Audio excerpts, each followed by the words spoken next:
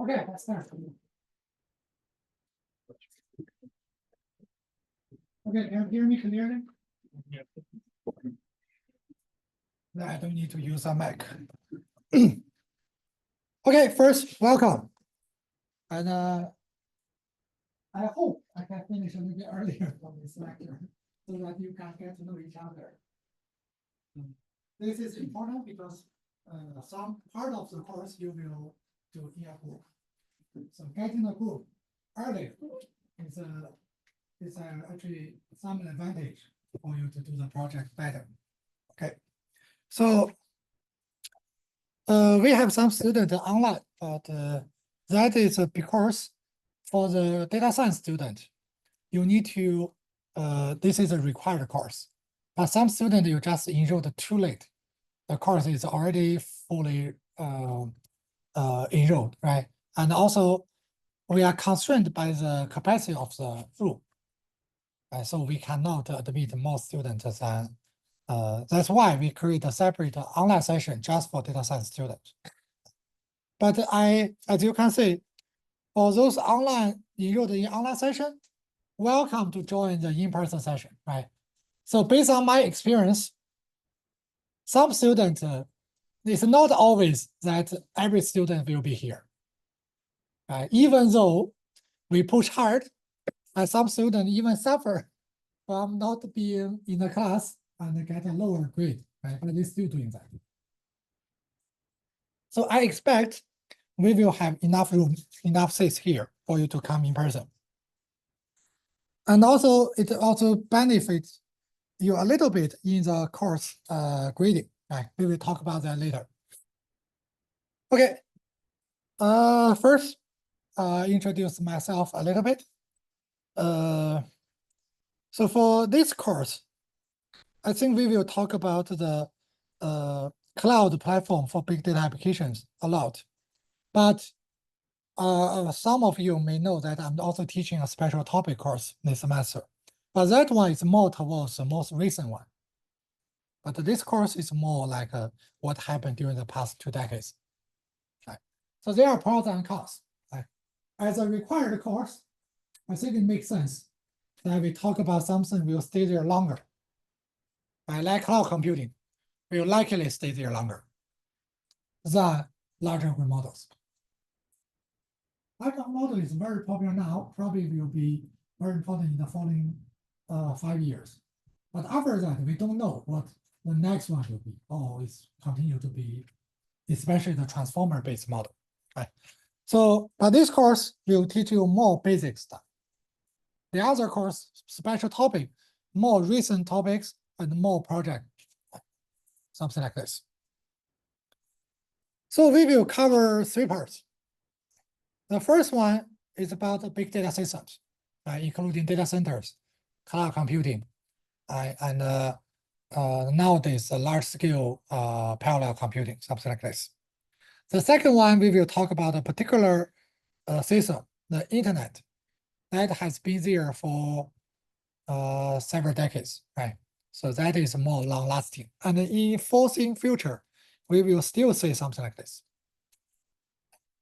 And the last one is we have many internet scale systems. For example, Google search, right? And also the e-commerce from Amazon, right? Something like this. Also also the online video like Netflix. So medicines, those systems are internet scale systems. And probably more importantly is that they create most of the profit for the current you can say either IT or the software or the this kind of industry. So high level, we will cover 3 parts. Okay. Then to give you something, right? Of course, it's a little bit hard to say. But projector is let me see if anything I can do.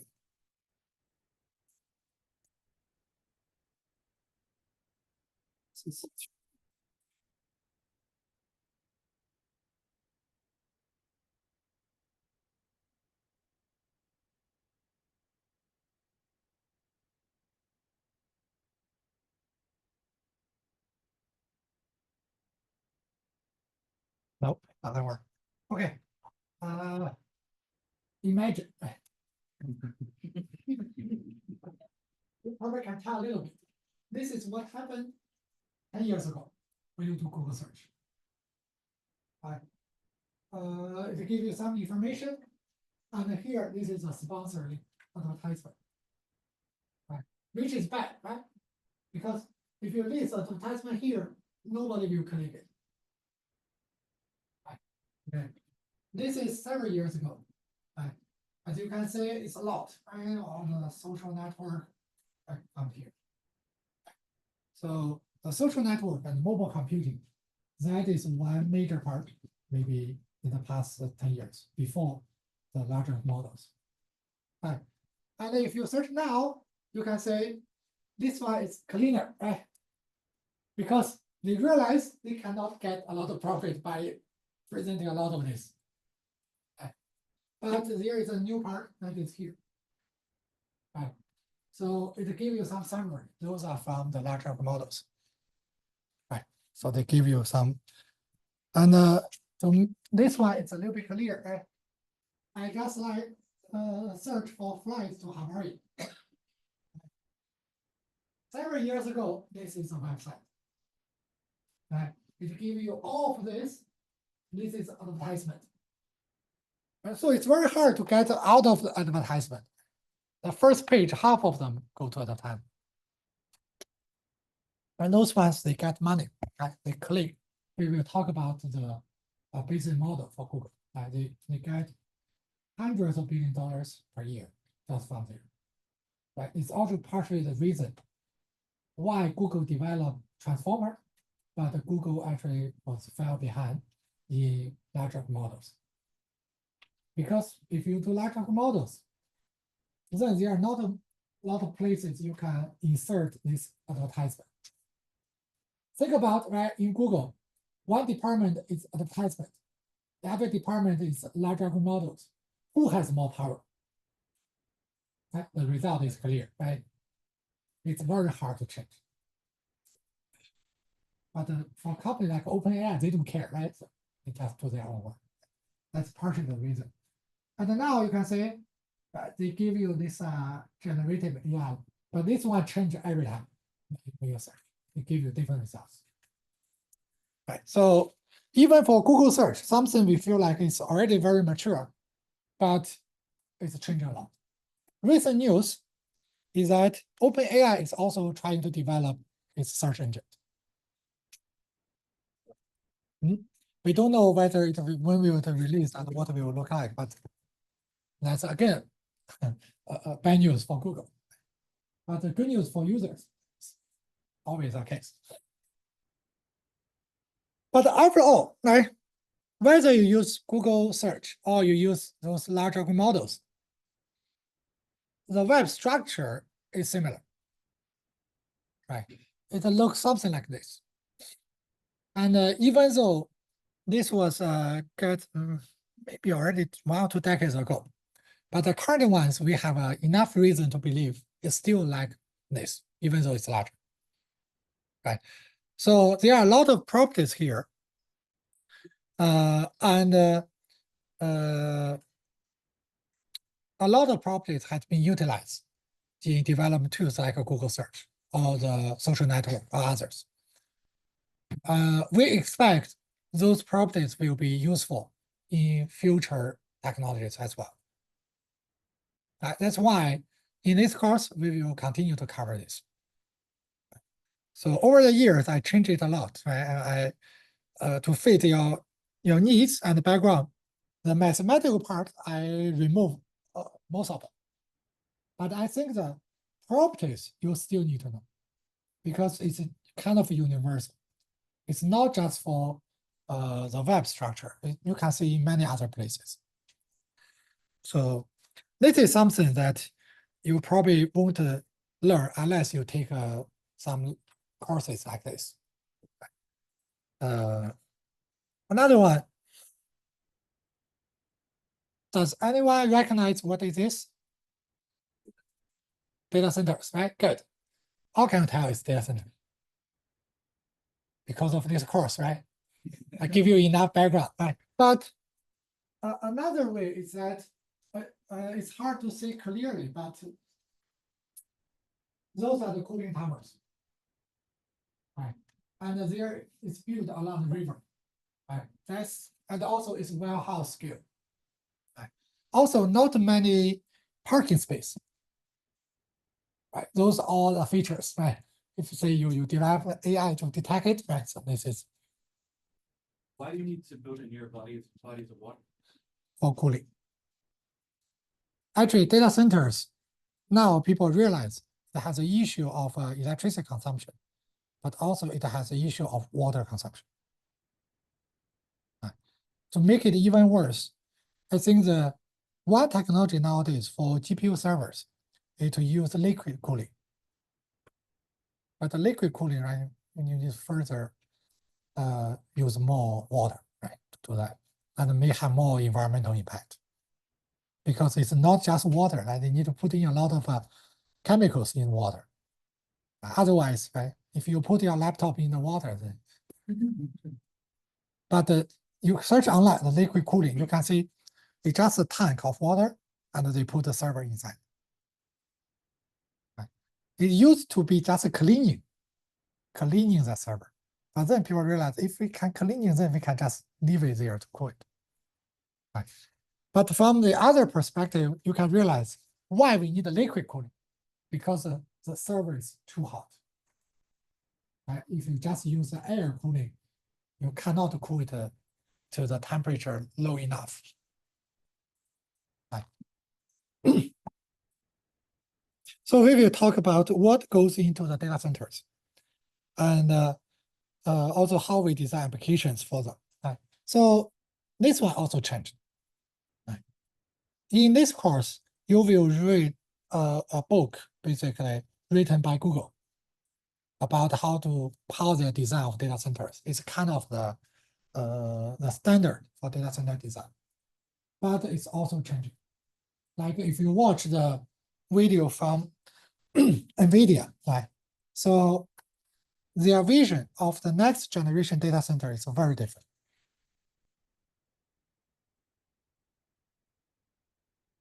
Right. So they consider the future data centers clearly mostly by GPU, nothing. Right. But the GPU has a big issue, that is its power consumption. When we talk about that, we will go into details, but the high level message is that the current data center, as you see the infrastructure, that costs a lot of money to build, right? And normally they consider the data centers can be used for like 30 years. But it's a building, right? For a building on campus, right? They expect to use more than 100 years, right? So 30 years is not long. But for data center, it's already an issue because when they build the data centers, the power and the cooling are already kind of fixed. Right. Normally for a data center like this, it will probably consume from 20 to 50 megawatt of electricity, which means they normally have a local power plant to supply for it. And in the US, the power grid is regulated, right? So you cannot build whatever power plant you want to do. Right? So that need to be planned several years before, if not longer.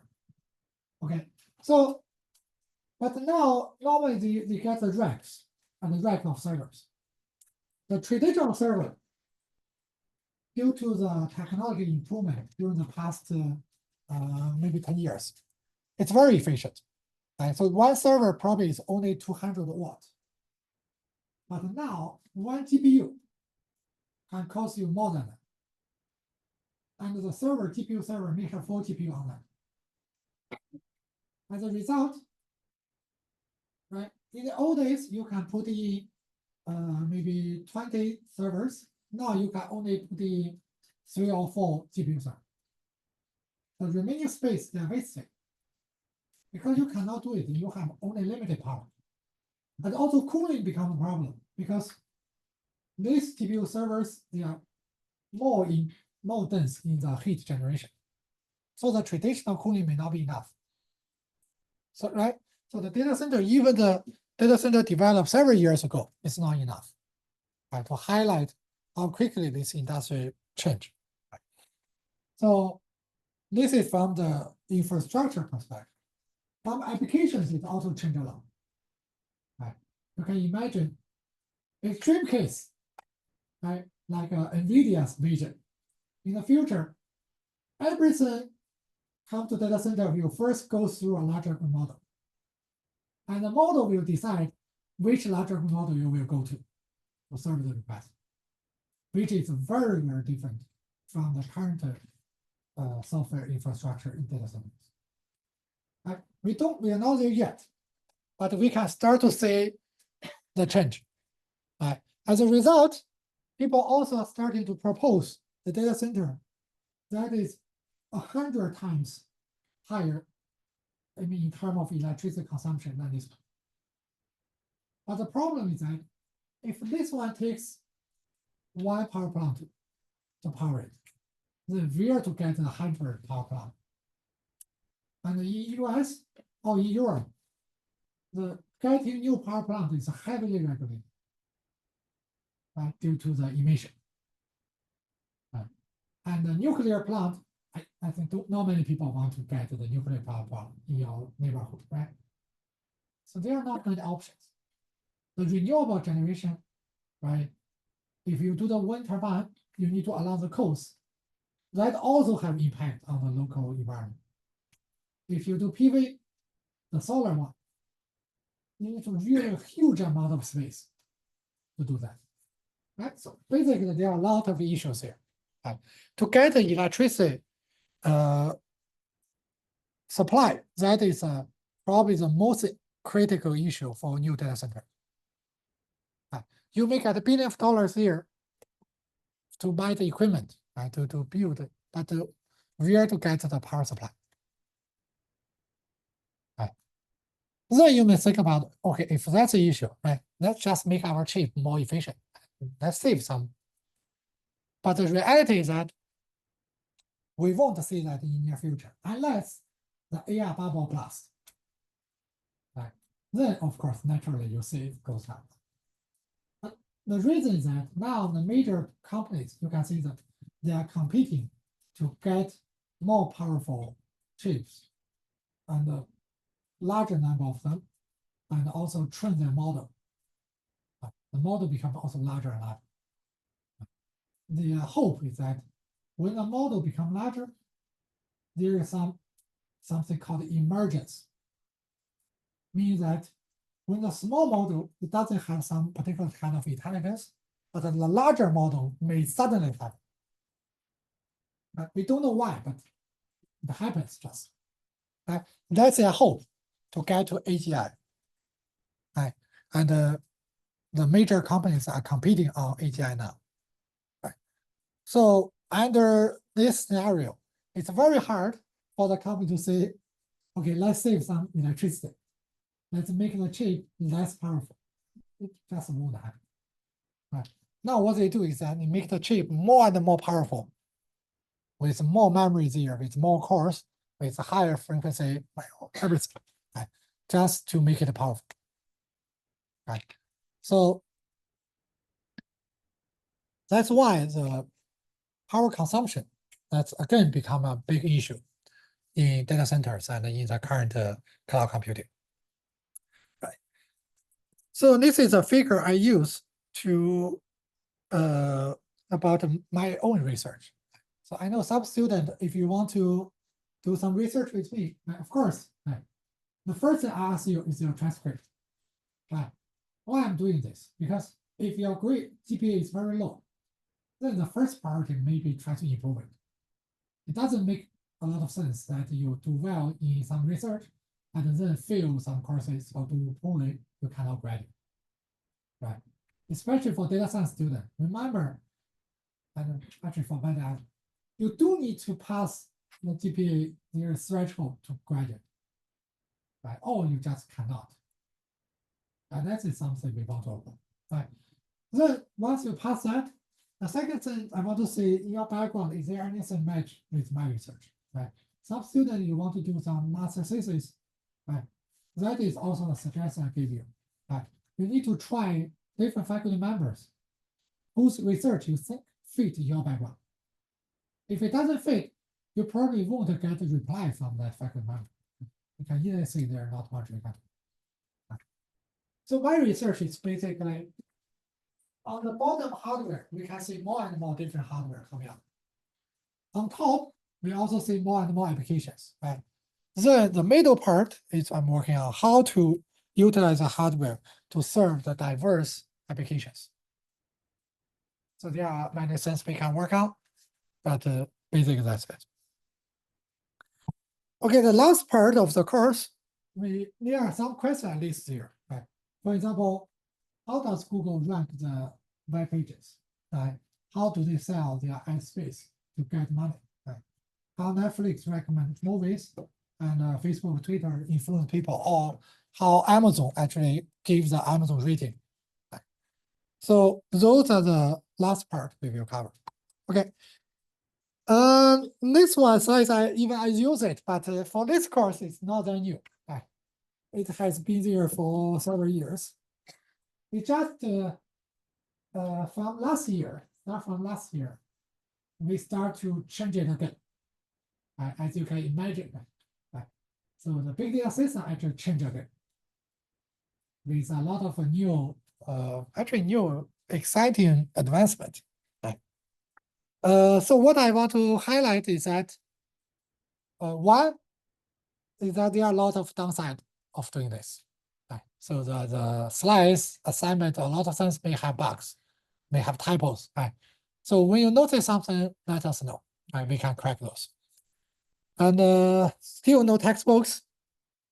I have some of them, but I didn't find one textbook can fit all. But the bad part, the good part is that you have some input. If you realize some topic you're very interested in, let me know. And then we can say we have some flexibility in changing the topic, especially this is a graduate level course. Okay, office hour. Similar to the course is Tuesday we are here in person, Thursday we are online over Zoom. This is from the pandemic. During the pandemic, we are fully remote. Before that, we are fully in person. And then ask students, and then I tried half-half. Ask students which one they prefer. Basically, the feedback is that most of them prefer half-half. That's weird. That's why we have the half-half structure. Office hour also, you can choose which one to go. Right? Whether you are more comfortable with in person or over Zoom. Choose the one you want to go to. Also, we have our two TAs. Do you want to introduce yourself a little bit? Say a couple of sentences. Hello, I'm Xander. I'm a first year PhD student. Last year I was in the master's for statistics. So for this course last year, it's really good course. I enjoyed it a lot. But, hi. Hello, my name is Yuan Long. I'm also the PhD student from the AMS department. And my office hour is 9 to 10 a.m. before this class, each Tuesday and Thursday. I think you can find the information on the syllabus. Mhm. Hope you can enjoy this class and have a successful semester. Oh, sorry, there is a typo. That's you, right? Yeah. So I need to adjust it. Okay, let's come back.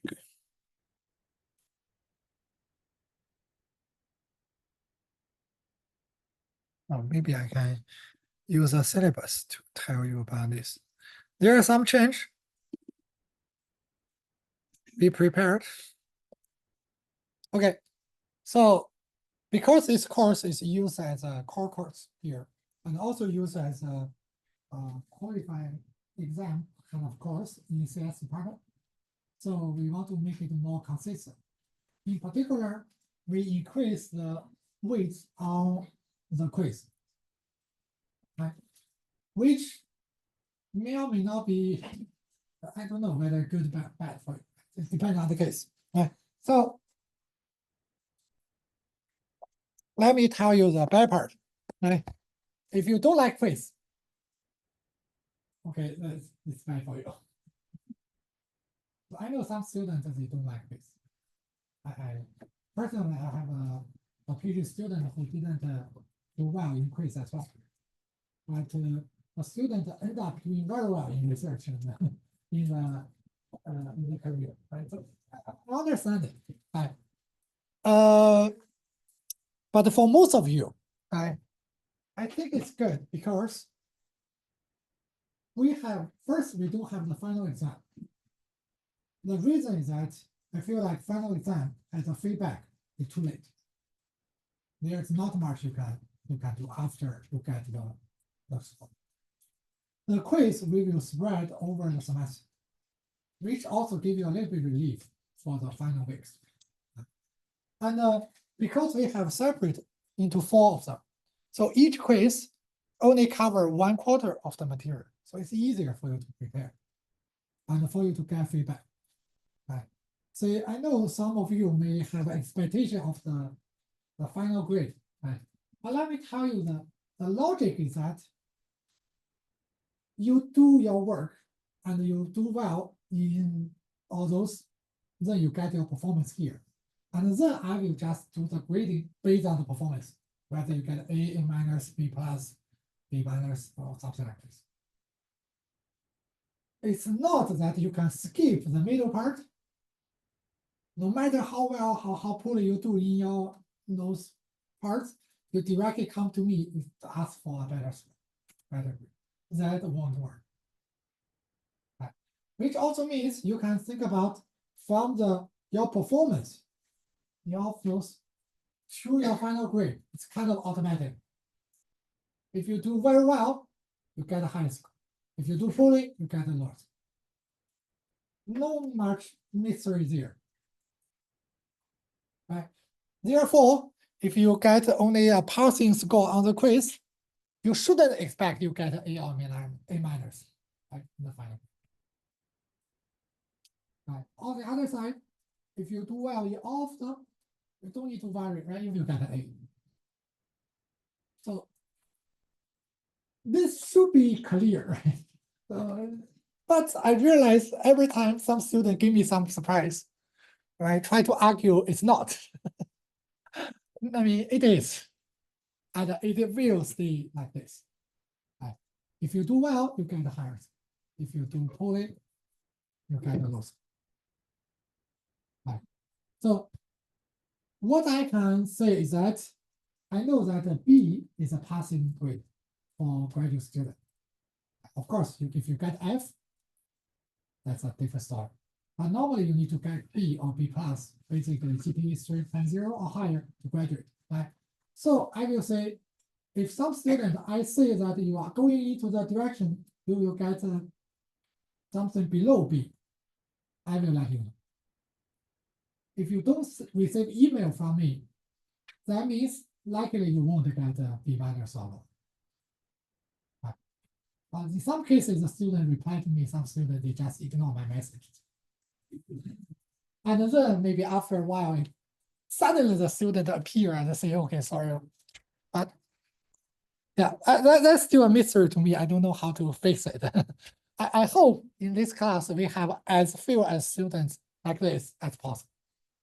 But it's out of my control. Go ahead. You said last year this class was offered, right? Sorry, go ahead. You said this class was also offered last year, like it's a new. Yeah, new last year. So how is the like, do you mind telling us the grade distribution for students in this course? Okay, the grade distribution, actually you can check online, you probably can find it, right? But I think half, if not more, students get A or A minus. A fraction of students get a B plus. I'm not sure whether I give B or not. Yeah, that's pretty much. But this time, it'll be a little bit harder because last time we only have 2 quizzes. Now we have 4. Means that because other part, if you do put in enough effort, right, you can do more or less good, right, within that 3 category, A minus, B plus. But the quiz, you can easily go to like, a very low. Right? So my suggestion is that this is a new change, so you really want to put in enough effort for the quiz. This is also something we have no way to check, right? So all the quiz will be multi-choice question. Right? So A, B, C, D, you can choose one. If your answer is wrong, there's no way you can argue. So basically, no way I can help you to improve this. Right. So that's the only difference, I think, on this one compared with previous years. So I hope this year is still the case. Right? More than half of you get A or A minus, some students get a B plus.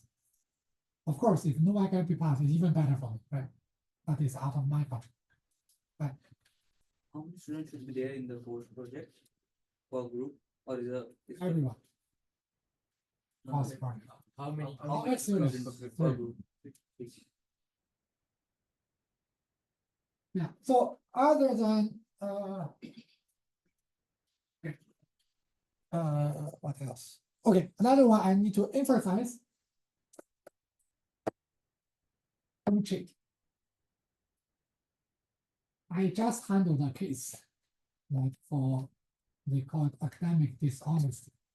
Right? Many students get F from that case. Basically, that means for many of you, this is your second year. Right? If you get F, it automatically, because it's an academic dishonest case, you also get a letter of court Q. You need to retake the course in 1 year. How can you graduate?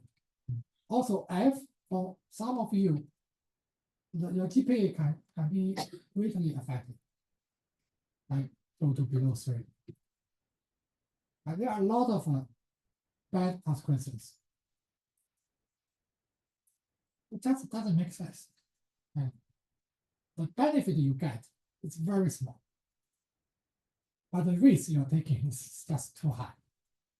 Right? The problem is that, say, if you are cheating when you're doing the quiz, and some student report it, I have to process it, and I have to report it to graduate school.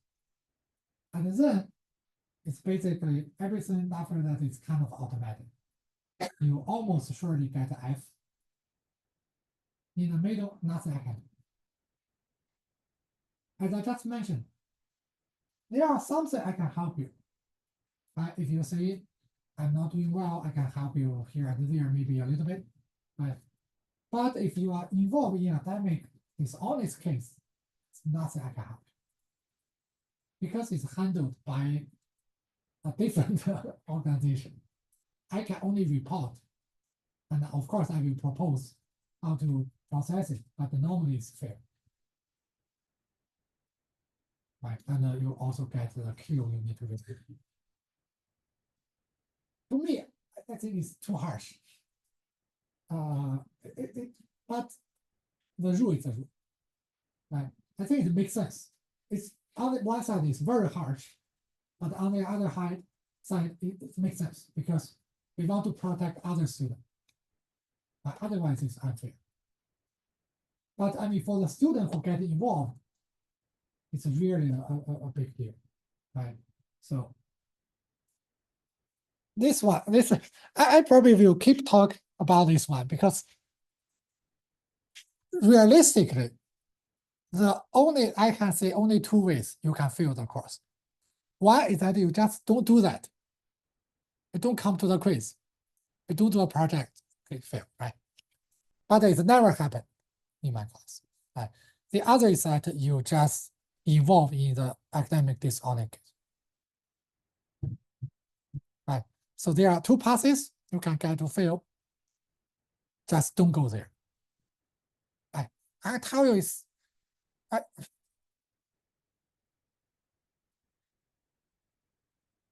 in the future, if you look back,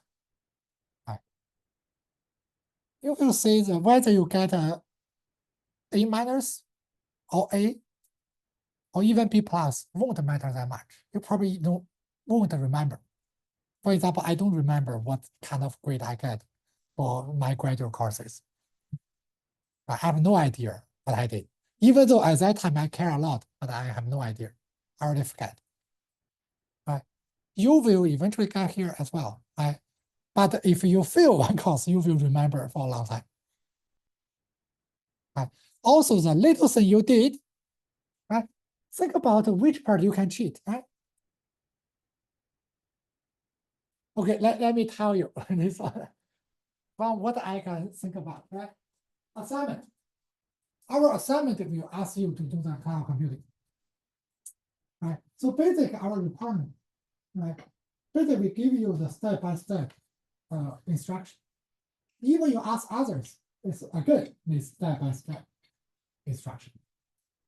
Right? So our requirement is that you can do it by yourself, and we may ask some student randomly to come to our office hour to show that you actually can do it. To make sure the report you write, actually you did it.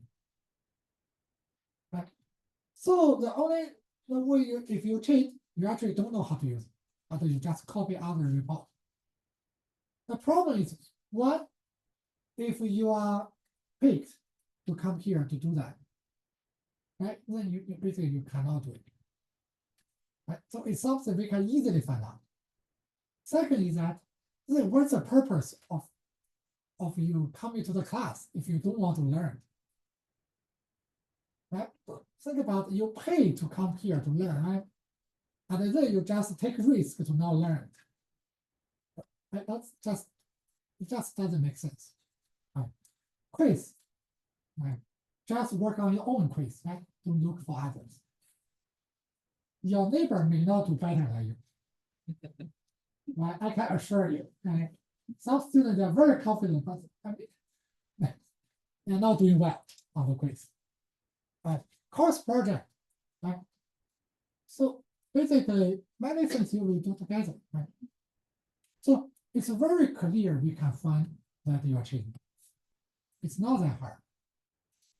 So don't do it. It's how to say that?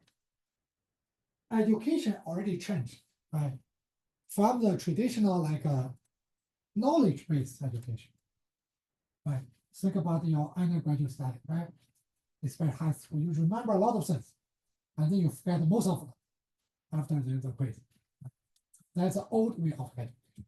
Why? Because they are not useful in your real life or in your career. You forget. Now, what's really important is your skills. So we are moving towards a skill-based education, but it's very challenging. Even though it's much needed, but it's very challenging, right? To improve your skills, right? So the course serves as that purpose. Try to improve your skills in different areas. And if you cheat, you don't do it. What's the point, right? eventually you still don't have the skills. So my hope is that compared to what you have now, and when around the end of the semester, you learn some new skills. And that's the purpose of the course. And by doing that, you get a good score. It's not you get a good score without learning any skills. That's actually a failure, right? Even though you get a good score, but in the future, you still need to learn those skills again. Right. So the skills basically you will learn. Assignment is basically get some hands-on skills, right? How to use the cloud computing resources. The quiz basically is to kind of force you to remember something. Right. There are something you still need to remember. So, and the most important part, I think, is in the course project. Right. You will do some paper presentation. It's kind of to learn what other people have already done in that area. And then you do your proposal, you have the midterm check, final presentation, and the final report. Right. So there are a lot of skills you can learn, and hopefully those skills will be useful for your future career as well. Okay. Let's come back. So I have this figure as well. So I recommend many of you to pay attention to this company. The Gartner, this is 2023, last August, they published this one. This August, later, in the future, they will publish again. This is a current trend for emerging technologies.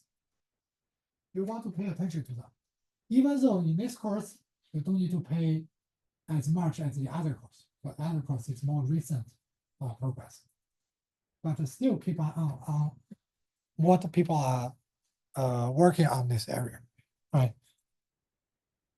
So I think I use ChatGPT to search for some of them. This is something you can do as well. One area we don't know exactly what it means, right? The graph data science. Many of you are doing data science, but what does graph data science mean, right? So you can get some answer about this. So we will talk about some of the graph algorithms here, like picture.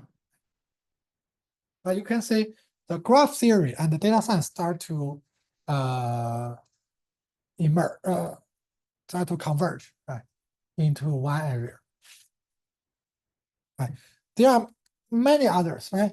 So I recommend you to also use those large language model tools to search for something you are interested in. That can be useful for your project. Right. So this skill is something we all need, that is to learn by ourselves. And luckily now, with the large language models, it's become much easier. Right. You can ask a lot of questions and get the answer. Right. In some cases, even better than the instructors. Right. But the skill, being able to learn by yourself, is something very useful for your future. Because now it seems that there are two possibilities. One is that some company can get to AGI in near future. And then most of us will get off the job. Right. It's not like in the old days, very bad that once you get off the job, you have nothing, no food, no shelter. No, it's not. It just with the AI and the robotics, we don't need it. Right. So in that case, you probably need to learn many new skills, right, to spend the rest of your life. Right? Because so far the society is that the majority of your life, the middle part, you just work every day. Right. Of course, it's tedious, but it's also a protection for you. Because when doing work, you have a very concrete schedule and plan to stick to. And in many cases, you can also get a feeling of achievement into your work, which you may not get if there is AGI. In particular for this class, because it seems that large algorithm models, the first industry it will try to replace is software engineer. Right? Even though fundamentally it can replace doctors, lawyers, many other industries, but those are harder. The doctors are fighting very hard not to be replaced. But for some reasons, the software engineer are in two kind of groups. One group trying to replace the other. Even though the other group don't want to be replaced, but they cannot do much. That's what happened now. Like OpenAI, they are trying very hard to replace other software engineers. Right? It's not in doctors, it's not like this, right? All the doctors are fighting back not to be replaced by it. That's why you need to be alerted that the software development in this industry will be probably the first one to be heavily impacted by it. Right? You may start to feel it in the job market. So that's why you want to think about in the AI era, what are your main skills? Of course, if we don't have AGI in the future, but you can see the technology improvement, over the past several years. It's much faster than before. So there are a lot of new things you need to learn every year. So being able to learn new things every year is very important.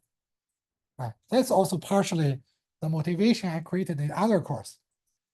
Also by teaching, force myself to learn something new every year. Because it's changed a lot. It's not like in the old days, you have one set of slides you can use for decades. No, if I use a slides, for 2 decades ago, and 2 decades ago, we still don't have Google search, So it's impossible. And now, not just mentioning decades ago, even 5 years ago, it's very different. So learning by yourself is a new skill. Hopefully you can do something here in your project as well. Okay, now let me see. Okay, I think we have time to do this. So the goal is that to ask yourself or ask you to introduce yourself a little bit, but be brief.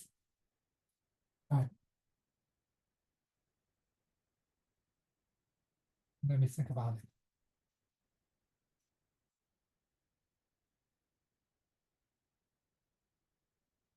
Actually, let's do that first. The reason is that I want to give you some time to think about it before you talk about it. The goal is to start forming groups. Later, maybe either of you can ask me to share some topics from the previous year, so that you know what they have been working on last year. So you have a basic idea of different directions. Of course, you are not encouraged to use those directions. If you get some new topics, that's even better. But if you want to do those, it's okay. But basically, on Thursday, we ask you to go around to introduce yourself. But most important, this part, you want to think about some ideas in many different areas that you can pick from.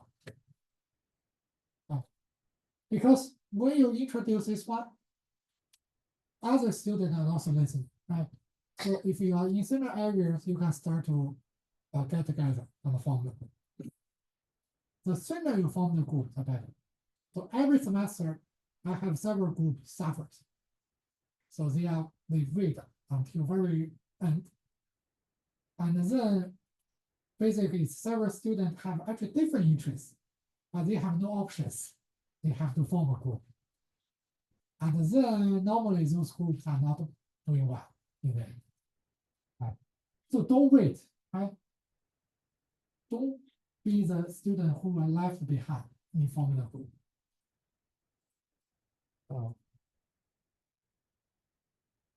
There are enough area for you to work on. Just pick one application. Right. Okay, let me ask you any questions so far. For this class, is there like an online discussion forum, or Piazza post or something? Yes. Can you help me to do the Piazza?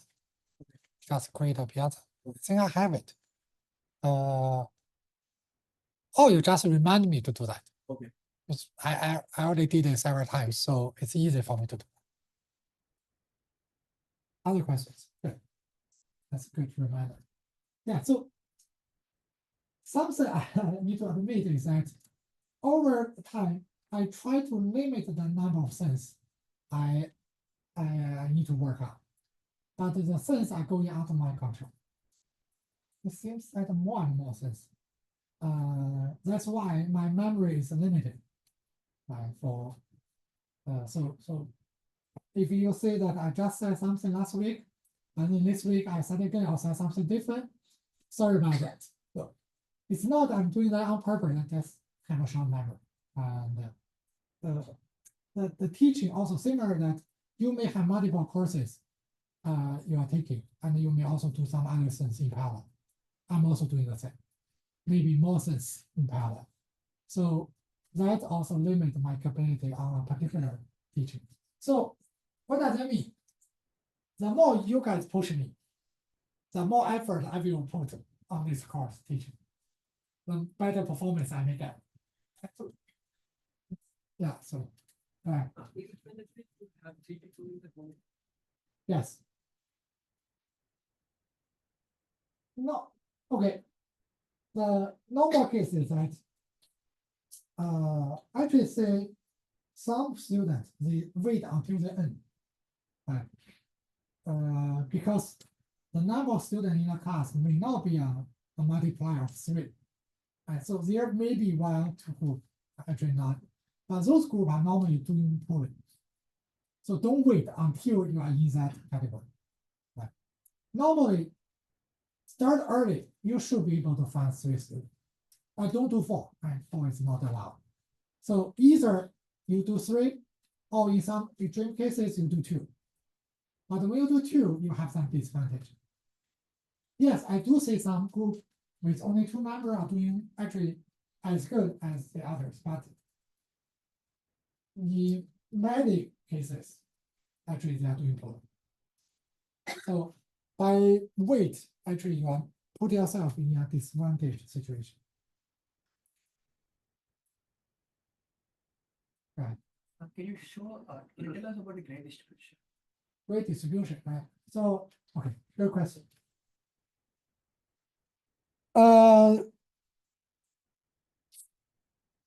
First, you can see it online, and the second is that I don't want to give you the false hope or illusion, right?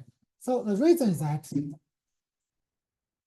you are trying to predict the grade distribution, and the problem is that the prediction now has impact on what you do in the course.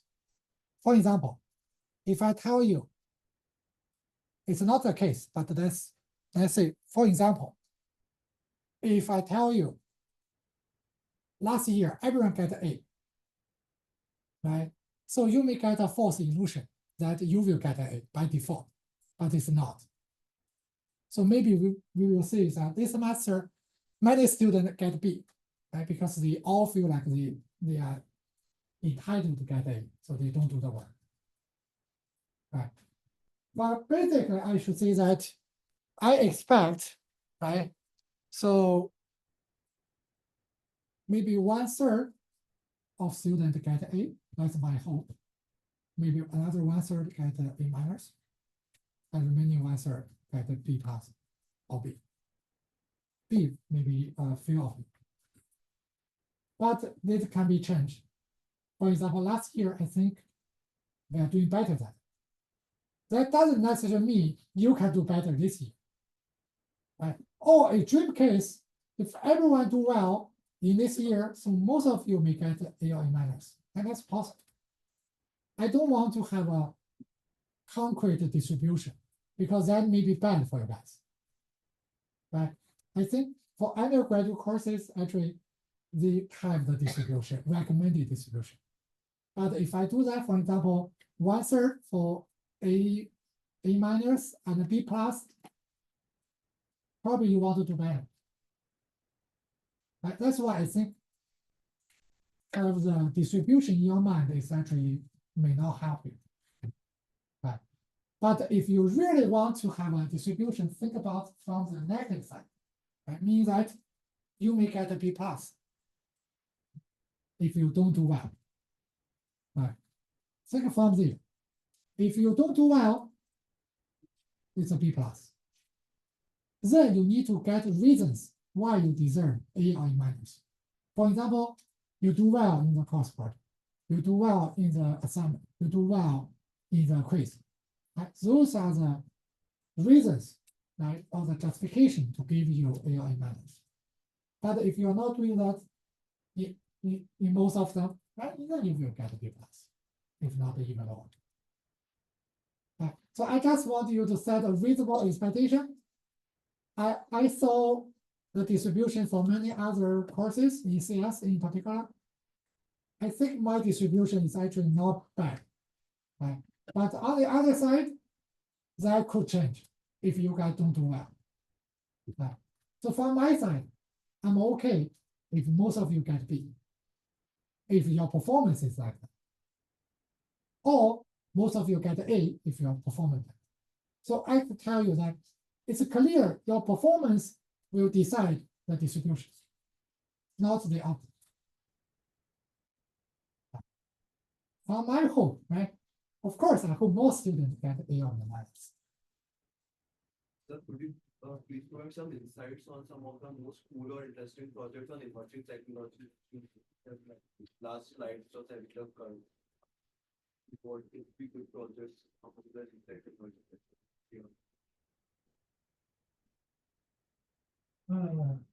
Just like what companies are now working on, just like parent companies, Netflix and Okay, let me give you some example. Right? First one, as I mentioned, the cloud accessibility is a big issue, and it will become even bigger issue in the future. Right? So a lot of research conducted in this direction nowadays. Right? So, for example, one of my students go to Microsoft Research to do internship this summer. He told me that a majority of people there are doing energy related research. Right? The reason is that, as I mentioned, without solving the energy issue, you cannot get a data center built. It just, for example, for New York, you just cannot get the power supply. Right? Even you get the land, get the infrastructure, it's just no electricity. Right? And also, if you really build a very large data center, then the data center consumes a lot of electricity, a lot of water, and get a lot of emission. How to limit the environmental impact from it? Right? Clearly, we all experience climate change. Right? I don't have the figure, but if you get a figure, you can say the temperature of the world is kind of a flat, and then suddenly go like this. And it's just in the past 20 years. And for Earth, like the climate need to be very stable, because otherwise, the human civilization can be erased easily. Right? There are a lot of stories. If you're interested, you can look. People have studied. There is a conjecture. There may be several generations of civilization already there in the history. But each time the climate change easily get rid of it. Because now we still cannot fight earthquake, hurricanes. And there's a movie about hurricanes, right? The human the society of a modern very fragile in face of climate change. because the climate change is not just temperature increase several degree, it may create a lot of hurricane, right? The worst case, a hurricane can just get rid of everything, and also the, yeah, so it's too bad, right? So this is an area, if you want to study as a project, then you can pick this one. And then first you want to understand what happened in this area. And then there are many different ways, right, to help reduce the impact, or you can say improve the sustainability. So you pick one and do some research. The research can depend on case. Some students, if you have background in the more lower level, like the chip design, hardware, right? From the hardware, there are a lot of things you can do and make it energy efficient. Or you are more familiar with the software. Software you can also do that. Because the utilization of those chips are fairly low. How to improve the utilization? It's a billion-dollar question for most industries. Right. And or if you say I'm more familiar with application, you can also do application. You can even use this to help the general sustainability issue. I think there are different directions you can go. So this is one example of cloud sustainability. Generative AI, of course, another one, right? Very popular. Then the project can be how to use a generative AI to do something. Right.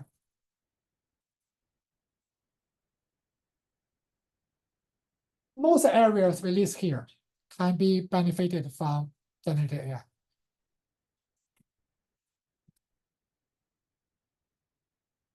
Others, right? Something even here, a causal AI.